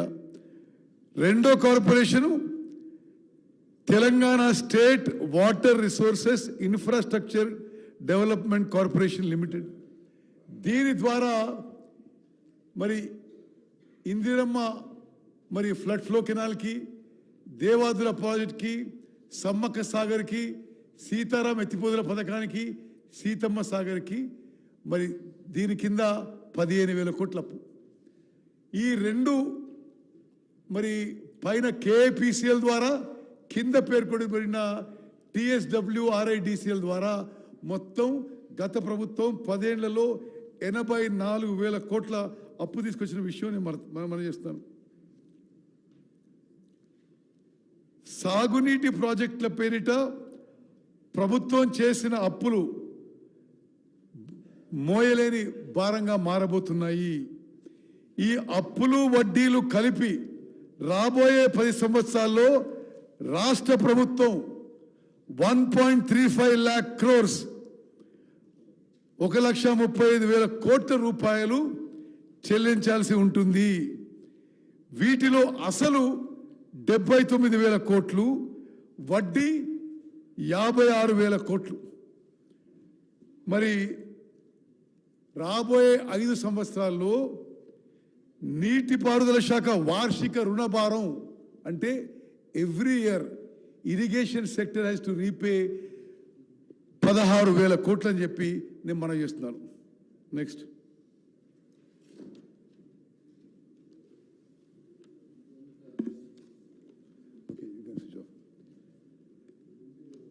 నేను అధ్యక్ష ఇంకో 3-4 మినిట్స్లో 5 మినిట్స్లో సమ్మరైజ్ చేసి ముగిస్తాను. నేను ఈ సమ్మరైజ్ చేసేటప్పుడు కొన్ని విషయాలు రిపీట్ చేస్తున్నాను. అది తప్పనిసరిగా మరి తెలంగాణలో ప్రజానీకానికి రైతులందరికీ తెలియాలనే ఉద్దేశంతో ఈ సమ్మరీలో కొన్ని విషయాలు రిపీట్ చేస్తున్నాను. తెలంగాణ రాష్ట్రం 2014లో ఏర్పాటైనప్పటి నుంచి సాగునీటి ప్రాజెక్టులపై అప్పటి ప్రభుత్వం భారీగా ఖర్చు చేసింది. కానీ వచ్చిన సామాజిక ఆర్థిక ప్రయోజనానికి పెట్టిన ఖర్చుకి పొంతన లేదు. దీనివల్ల రాష్ట్ర ఖజానాపై తీవ్రమైన భారం పడింది. దీనికి ప్రధాన కారణం సరైన ప్రణాళిక లేకుండా అనేక నీటిపారుదల ప్రాజెక్టులను ఒకేసారి చేపట్టడం వల్ల అవి అసంపూర్తిగా ఉండి చివరి ఆయకట్టు రైతులకు సకాలంలో నీటిని అందించలేని పరిస్థితి ఏర్పడింది. నేను ముందు చెప్పిన విషయం ఫిగర్ ఒకసారి నేను మరి సభ్యులందరికీ ఒకసారి గుర్తు చేస్తున్నా. తెలంగాణ రాష్ట్రం ఏర్పడిన తర్వాత 1,81,000 కోట్లు ఖర్చు చేసినప్పటికీ కేవలం 15 లక్షల ఎకరాలు మాత్రమే సాగులోకి వచ్చింది. అనగా ఎకరాకు సుమారు 11,44,000 రూపాయలు భారీ ఖర్చు అయింది. మరి 2014 ముందు తెలంగాణ ప్రాంతంలో నీటిపారుదల ప్రాజెక్టులపై 54,000 కోట్లు ఖర్చు పెట్టి 57 లక్షల ఎకరాల ఆయకట్టు సాగునీటి వసతి అందించబడింది. అధ్యక్ష, మీకు ఒక ఉదాహరణ చెప్తా. వాళ్ళది ఎంత అనాలోచితం, ఎంత వితౌట్ ప్లాన్. ఇది పోయిన సంవత్సరం గత ప్రభుత్వం యొక్క బడ్జెట్లో జస్ట్ 1 year బ్యాక్ వాళ్ళు ప్రజెంట్ చేసింది. దాంట్లో ఏమంటారు అధ్యక్ష,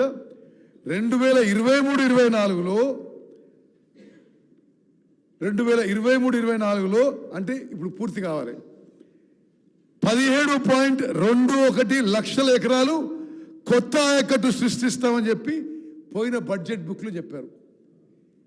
వాస్తవంగా సృష్టించిందాక అధ్యక్ష 17.21 lakh acres కొత్త ఇరిగేషన్ పొటెన్షియల్ మరి క్రియేట్ చేస్తామని చెప్పి వాస్తవంగా ఎంత క్రియేట్ చేసిండ్రు?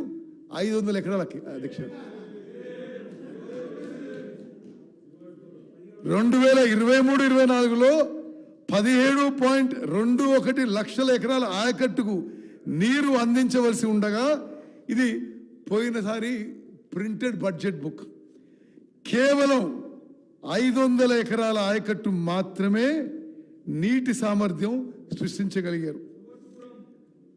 కాళేశ్వరం ప్రాజెక్టుపై ఇప్పటి వరకు మొత్తం 93,872 కోట్ల ఖర్చు చేసి కేవలం 98,590 ఎకరాలు మాత్రమే కొత్త ఆయకట్టుకు నీరు ఇవ్వడం జరిగింది.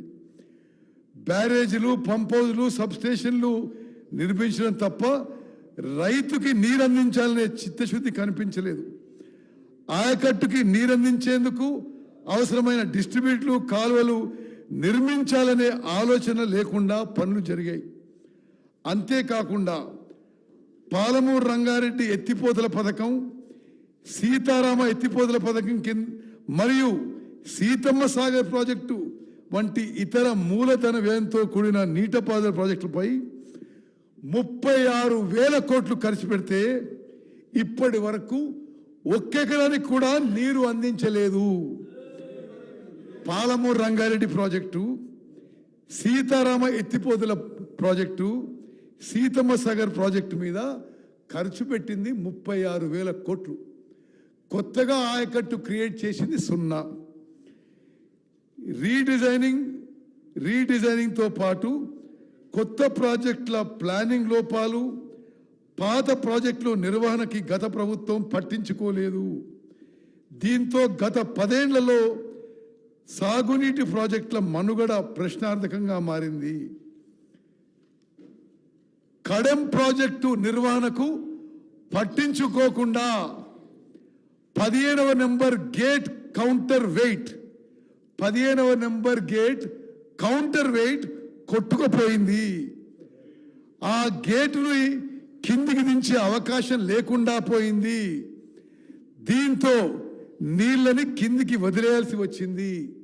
ఫలితంగా ఈ యాసంగిలో ఆ ప్రాజెక్టు కింద 65,000 ఎకరాలకు క్రాప్ హాలిడే ఇవ్వాల్సి వచ్చింది. 2019 అక్టోబర్లో మూసీ ప్రాజెక్టు గేట్ కొట్టుకుపోయింది. ప్రాజెక్టు ఆపరేషన్ను కనీసం పట్టించుకోకపోవడంతోనే ఈ పరిస్థితి తలెత్తింది. అదే ఏడాది డిసెంబర్ 31న వనపర్తి జిల్లాలోని సరళా సాగర్ ప్రాజెక్టు గండిపడింది. సైఫన్ పద్ధతిలో ఏషియాలోనే నిర్మించిన మొదటి ప్రాజెక్టు ఇదే కాగా ప్రపంచంలో 2వది. దీని నిర్వహణ పట్టించుకోకపోవడంతో ప్రాజెక్టుకు గండిపడ్డది. చారిత్రాత్మక ప్రాజెక్టు, హిస్టారికల్ ప్రాజెక్టుకి గండిపడితే విచారం వ్యక్తం చేయాల్సిన మరి ఆనాటి ప్రభుత్వం పోతే పోయింది, ఇసుక దందాకి పనికొస్తుందని చులకన చేశారు. సరళా సాగర్ ప్రాజెక్టులో గండిపడితే విచారం వ్యక్తం చేయకపోగా పోతే పోయింది, ఇసుక దందాకు ఉపయోగపడుతుందని చెప్పి మరి గత ప్రభుత్వం స్టేట్మెంట్ ఇవ్వడం ఇది చాలా చాలా బాధాకరమైన విషయం. వారి లెగసీ మాకేమిచ్చారంటే మరి గత టిఆర్ఎస్ ప్రభుత్వం రేవంత్ రెడ్డి గారి ప్రభుత్వానికి ఇచ్చిన లెగసీ కట్టకుండా ఉన్న బిల్లులు 28,412 బిల్లులు ఇరిగేషన్ శాఖలో బిల్లులు కట్టకుండా వదిలేసింది. మరి దాన్ని పూర్తిగా ఆ బిల్లులు కట్టాలంటే 10,455 కోట్లు. ఈ భారీ బకాయిలు చెల్లిస్తే కానీ కొత్త పనులు చేపట్టలేని పరిస్థితి నెలకొన్నది. రాష్ట్రం ఏర్పాటుకు ముందు ఎత్తిపోతల పథకాలకు సంబంధించి 13 లక్షల ఎకరాల ఆయకట్టును రూపొందించడానికి 39,000 కోట్లు ఖర్చు చేశారు. అయితే 2014 నుంచి 2023 వరకు 3 రెట్లు కంటే ఎక్కువ అంటే 1,33,000 కోట్లు ఖర్చు చేసి 95,000 ఎకరాలు మాత్రమే కొత్త ఆయకట్టును సాగులోకి తీసుకొచ్చారు. నీటి వాటాల విషయంలో కూడా కొత్త టర్మ్స్ ఆఫ్ రెఫరెన్స్ తీసుకురావడానికి వారికి సుమారు 10 ఏళ్లు పట్టింది.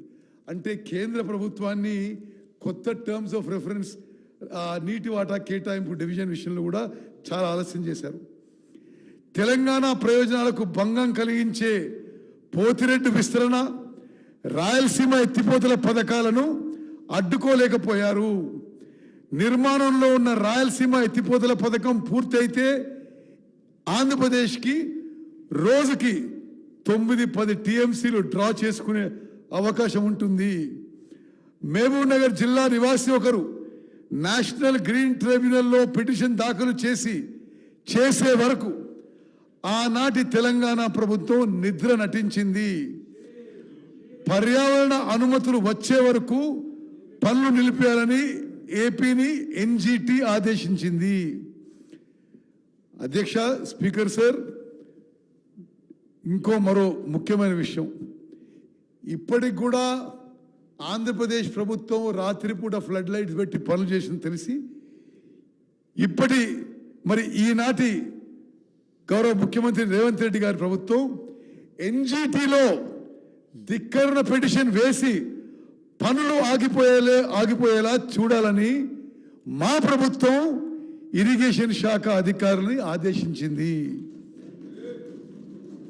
పోతిరెడ్డిపాడు హెడ్ రెగ్యులేటర్ నుంచి 34 టీఎంసీకి మించి, అంటే చెన్నై నీటికి 15 టీఎంసీ, శ్రీశైలం రైట్ బ్రాంచ్ కెనాల్కి 19 టీఎంసీ, మరి అంతకంటే ఎక్కువ మళ్లించకుండా ఆంధ్రప్రదేశ్ని కట్టడి చేయలేకపోయారు. గత 5 ఏళ్లలో సగటున ఏడాదికి మరి 34 టీఎంసీ పోవాల్సింది 133 టీఎంసీ నీరు మళ్లించడం జరిగింది. పాలమూరు రంగారెడ్డి ఎత్తిపోతల పథకం, డిండి ఎత్తిపోతల పథకం మరియు శ్రీశైలం ఎడమగట్టు కాలువ వంటి కొనసాగుతున్న ప్రాజెక్టులను ఏపీఆర్ఏ 2014 షెడ్యూల్ 11లో చేర్చలేకపోయారు. మహారాష్ట్ర రాష్ట్రాన్ని లెండి ప్రాజెక్ట్ హెడ్ వర్క్స్ పనులను పూర్తి చేయడానికి ఒప్పించలేకపోయారు. కానీ రాష్ట్రంలో పనులపై 223 కోట్లు ఖర్చు పెట్టారు. అయితే మహారాష్ట్ర భూభాగంలో ప్రధాన పనులు పూర్తి కానందున వల్ల జుక్కల్ నియోజకవర్గంలో రైతులకు 22,000 ఎకరాలకు సాగునీరు అందడం లేదు. చివరిగా అధ్యక్ష, నేను ఒక నిమిషంలో ముగిస్తా. మా ప్రభుత్వ ప్రాధాన్యతలను వివరించి మరి ఈ ప్రజెంటేషన్ ముగిస్తా అని చెప్పి నేను మనవి చేస్తున్నాం. అధ్యక్ష, కొనసాగుతున్న ప్రాజెక్టులని మా ప్రభుత్వం పూర్తి చేయడానికి సిద్ధంగా ఉన్నాము. తక్కువ వ్యయంతో అవినీతి రహిత ప్రణాళికతో ఎక్కువ ఆయకట్టు తీసుకురావడానికి ప్రాధాన్యం ఇస్తున్నాము. పెండింగ్లో ఉన్న కల్వకుర్తి ఎత్తిపోతల పథకం, భీమా ఎత్తిపోతల పథకం, నెట్టంపాడు ఎత్తిపోతల పథకం, కోయిల్ సాగర్ ఎత్తిపోతల పథకం, కొడంగల్ నారాయణపేట్ లిఫ్టిగేషన్ స్కీమ్, చిన్న Kaleshwaram project, AMRP SLBC, Sripada Yellampalli project, Indiramma వరద కాలువ, మిడ్ మానేర్, కొమరం భీం, దేవాదుల, గౌరవెల్లి రిజర్వాయర్ ప్రాజెక్టులని ఫాస్ట్ ట్రాక్లో తీసుకొని వీలైనంత తొందరగా పూర్తి చేసే ప్రయత్నం చేస్తున్నాము. డిండి వచ్చింది సరే, డిండి ప్రాజెక్ట్ కూడా యాడ్ చేస్తాం. సరే, పాలమూరు రంగారెడ్డి ఎత్తిపోతల పథకానికి కేంద్ర ప్రభుత్వం నుంచి నిధులు ఇప్పించడానికి గౌరవ ముఖ్యమంత్రి గారు, నేను కేంద్ర వాటర్ రిసోర్సెస్ మినిస్టర్ షెకావత్ గారిని మరి రిప్రజెంట్ చేయగా వారు పాలమూరు రంగారెడ్డికి ఏబిపి పిఎంకేఎస్వై స్కీమ్లో మరి ఫండ్స్ ఇస్తామని హామీ ఇచ్చారు. ఆ విషయంలో మేము ఫాలోఅప్ చేస్తున్న విషయం నేను మనవి చేస్తున్నాను. తెలంగాణ ప్రయోజనాలకి, తెలంగాణ రైతాంగ ప్రయోజనాలకి మా ప్రభుత్వం కట్టుబడి ఉంది. కృష్ణా నదీ జలాలకు సంబంధించి న్యాయపరంగా రాష్ట్రానికి రావాల్సిన నీటి వాటాను సాధించేందుకు చర్యలు తీసుకుంటాము. నిరాధారణకు గురైన కృష్ణా ప్రాజెక్టులు పూర్తి చేసి దక్షిణ తెలంగాణ ప్రాంతంలో ఆయకట్టుకి సాగునీటిని అందించి రైతులకి అండగా నిలబడతాము. జవాబుదారీతనం, పారదర్శకతో మా ప్రభుత్వం పనిచేస్తుంది. నిర్ణీత లక్ష్యాలను చేరుకునేందుకు చిత్తశుద్ధితో పనిచేస్తుంది. ప్రస్తుతం నీటిపారుదల ప్రాజెక్టు యొక్క పనులు వివిధ దశల్లో పురోగతిలో ఉన్నాయి. అవినీతి ఆస్కారం లేకుండా సమర్థమైన వినియోగంతో గరిష్ట ఆయకట్టుకు సాగునీటిని అందించేందుకు తగినన్ని నిధులు కేటాయిస్తేనే లక్ష్యం నెరవేరుతుంది. ఆ దిశగా కార్యాచరణ రూపొందించుకుంటాం. అందుకే ఈ ప్రభుత్వం తెలంగాణ ప్రజల ప్రయోజనాలను దృష్టిలో ఉంచుకొని పనుల స్థితిగతుల ఆధారంగా ప్రాజెక్టులకు సముచితంగా ప్రాధాన్యమిస్తూ అవసరమైన నిధులు అందించడానికి కట్టుబడి ఉంది. అధ్యక్ష, సమ్మరైజ్ చేయడానికి ఈ మధ్యకాలంలో కొంతమంది పెద్ద మనుషులు మేడిగడ్డ, అన్నారం, సుందిల్లా బ్యారేజ్లు మేము రిపేర్ చేస్తుంటారు. చాలా స్పష్టంగా ఈ శాసనసభ ద్వారా ప్రకటిస్తున్నాము. కొత్తగా నిన్న రాత్రి నుంచి అన్నారం బ్యారేజ్లో కూడా లీక్ పెద్దగా మరి డ్యామేజ్ జరిగే ప్రమాదం స్పష్టంగా అవపడుతుంది. మరి గౌరవ ముఖ్యమంత్రి రేవంత్ రెడ్డి గారి నాయకత్వంలో ఆ 3 బ్యారేజ్లను కూడా నేషనల్ డ్యామ్ సేఫ్టీ అథారిటీకి అప్పచెప్పి ఎంక్వైరీ చేయించి వారి ద్వారా వే ఫార్వర్డ్ అన్వేషించి ముందుకు పోతామని ప్రకటిస్తున్నాను. అదేవిధంగా విజిలెన్స్ ఎంక్వైరీలో తేలిన వాస్తవాలు బట్టి ఈ ప్రభుత్వం కఠిన చర్యలు తీసుకోబోతున్నాము. Controller and auditor general of India ఈ రాష్ట్రాన్ని గత ప్రభుత్వం నిర్వాహకం వల్ల మరి అప్పులో ఊబిలో మరి నెట్టేసిన విషయం కూడా తెలంగాణ ప్రజానీకానికి తెలియజేస్తున్నాము. కాళేశ్వరం ప్రాజెక్టుకి ప్రతి సంవత్సరం 10,000 కోట్ల ఎలక్ట్రిసిటీ బిల్లు, 15,000 కోట్ల మరి ఫైనాన్షియల్ బర్డన్ ప్రతి సంవత్సరం కాళేశ్వరం ప్రాజెక్ట్ ద్వారా రాష్ట్రానికి 25,000 కోట్ల బర్డన్ పడబోతున్న విషయం మరి ఆ ప్రాజెక్టు వాళ్ళు ప్రపంచంలోని అద్భుతమైన ప్రాజెక్టుగా మరి ప్రొపగాండా చేసుకున్న విషయం మరోమారు తెలంగాణ ప్రజానికాన్ని తెలియజేసి తప్పనిసరిగా ఏ ప్రాజెక్టులు అయితే త్వరితగతిన పూర్తి చేసి కొత్తగా ఆయకట్టు ఇవ్వగలుగుతామో ఈ ప్రభుత్వం ముందుకు పోతుంది. బడ్జెట్లో ప్రకటించినట్టుగా ఈ ఆర్థిక సంవత్సరంలో 7 లక్షల ఎకరాలు కొత్త ఆయకట్టు సృష్టించే విధంగా మేము ముందుకు పోతామని స్పష్టమైన ప్రకటన చేస్తూ మీరు ఈ సమయం ఇచ్చినందుకు ఈ పవర్ పాయింట్ ప్రజెంటేషన్ అవకాశం ఇస్తూ ధన్యవాదాలు తెలియజేస్తూ ముగించుకుంటున్నాను. ధన్యవాదాలు. సభ్యులు దయచేసి సబ్జెక్టుకు పరిమితమై మాట్లాడవలసిందిగా కోరుతున్నాను. చాలామంది గౌరవ సభ్యులు మాట్లాడవలసి ఉన్నందువలన సభకు సహకరించి సబ్జెక్టు డీవియేట్ కాకుండా మాట్లాడవలసిందిగా కోరుతున్నాను. ఫ్లోర్ లీడర్స్కు 30 నిమిషాల సమయము, ఇతర సభ్యులకు ఒక్కొక్కరికి 5 నిమిషాల సమయము కేటాయిస్తున్నాను. దయచేసి దీని ప్రకారము మాట్లాడవలసిందిగా కోరుకుంటున్నాను. శ్రీ తన్నీర్ హరీష్ రావు గారు.